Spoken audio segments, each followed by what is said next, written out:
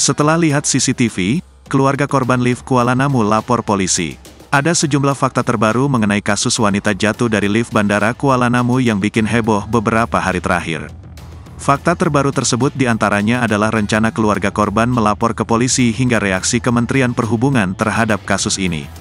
Iya, tewasnya seorang wanita bernama Aisyah Sinta Dewi Hasibuan, 38, karena terjatuh di lorong lift Bandara Kuala Namu, Deli Serdang, Sumatera Utara, kini berbuntut panjang.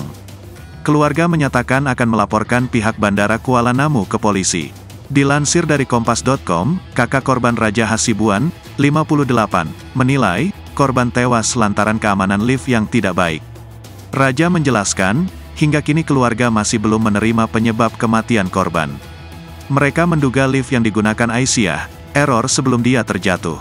Dari CCTV yang dilihatnya, pintu lift yang dinaiki Aisyah terbuka dan menyisakan celah saat melangkah, hingga akhirnya Aisyah terjatuh dan masuk ke lorong kecil di depan pintu lift.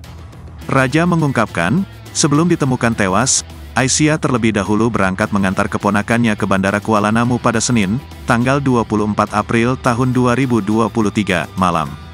Di bandara, Aisyah menemani keponakannya hingga boarding pass di lantai 2. Lalu dia kembali ke parkiran mobil. Kata Raja, kemudian Aisyah naik ke lift sendirian. Di dalam lift Aisyah menelpon keponakannya dan mengatakan bahwa dia terjebak di sana. Pihak keluarga kemudian meminta bantuan pihak keamanan bandara untuk mencari Aisyah di sekitar lift. Kata Raja, pihak bandara tidak menunjukkan rekaman CCTV di lift, justru rekaman CCTV di area lain.